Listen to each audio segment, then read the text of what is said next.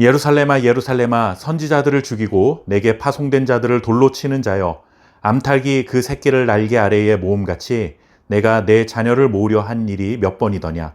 그러나 너희가 원하지 아니하였도다. 아멘. 이제 마태복음의 마지막 부분에 가까워지고 있습니다. 마태복음의 마지막 부분에 가까워지고 있다는 것은 곧 이 땅에서의 예수님의 사역의 결말에 가까워지고 있다는 의미이기도 합니다.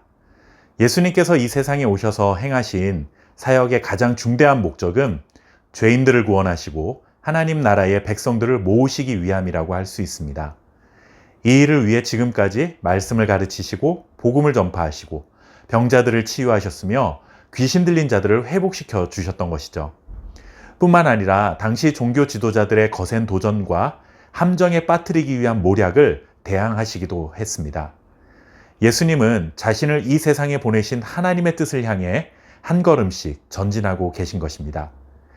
예수님의 사역이 이렇게 마무리를 향해 갈수록 예수님께서 취하신 태도나 선포하신 말씀의 분위기가 점점 변해가는 것을 또한 볼 수 있습니다.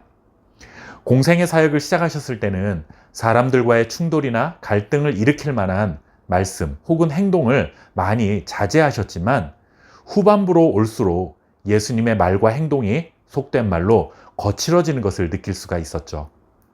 회개하지 않는 서기관과 바리새인들을 향해 독사의 새끼들이라 호통을 치신 것도 그렇고, 그들이 하나님의 심판을 면할 수 없을 것이라고 선언하신 것도 그렇습니다. 이렇게 조금씩 변해가는 예수님의 모습을 보면서 예수님도 처음에는 온유한 모습으로만 사람들을 대하시다가 거친 일들을 경험하시며 예수님도 거칠게 변하신 것일까 하는 생각이 들 수도 있습니다. 하지만 이것은 예수님의 온유했던 모습이 사라지고 성품이 거칠어지신 것이 아님을 오늘 말씀을 통해 알 수 있습니다. 예수님은 처음에도 그렇고 마지막 순간까지 한 영혼이라도 더 하나님의 백성으로 부르시기 위해 애통해하는 마음을 가지셨던 것을 오늘 말씀을 통해 볼 수 있는 것이죠. 마태복음 23장에는 외식하는 서기관들과 바리새인들에게 하나님의 심판을 선언하시는 7개의 화선언이 담겨 있다 보니 예수님의 말씀이 구원이 아닌 심판을 위한 메시지로 변한 것이 아닐까 할 수도 있습니다. 하지만 예수님은 이 땅을 심판하시기 위한 목적으로 오신 분이 아니라 구원을 선포하시기 위한 오신 분이라는 사실을 분명히 확인할 수 있습니다. 예수님은 온 세상에 이 말, 하나님의 심판을 선언하신 후에 예루살렘아 예루살렘아 라고 탄식하시며 예수님의 깊은 안타까운 마음을 드러내셨습니다.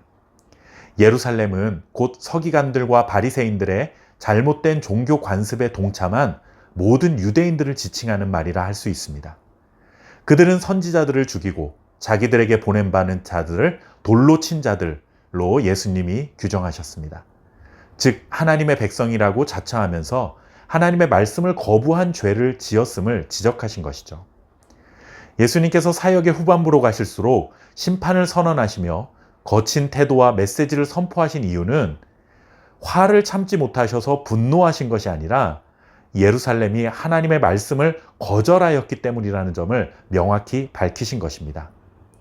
예수님은 처음에도 구원을 위해 일하셨고 마지막 순간까지도 포기하지 않으시고 구원을 위해 일하신 분이라는 것을 알려주시기 위해 암탉이 그 새끼를 날개 아래에 모음같이 내가 내 자녀를 모으려 한 일이 몇 번이더냐라는 말씀을 하십니다.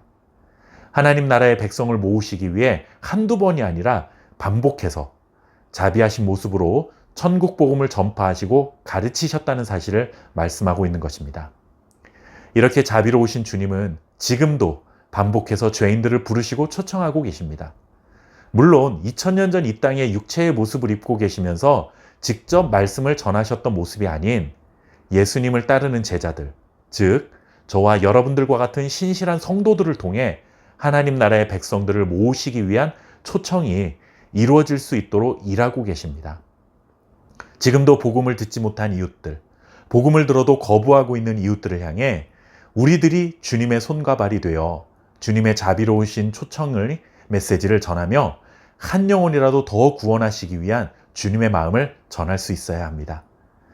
심판을 선언받은 예루살렘을 바라보시며 예루살렘아 예루살렘아 탄식하셨던 주님의 마음을 품고 죄로 물들어가고 있는 이 세상에 자비로우신 주님의 음성을 대신 전파할 수 있는 저와 여러분 될 수 있기를 바랍니다. 감사합니다.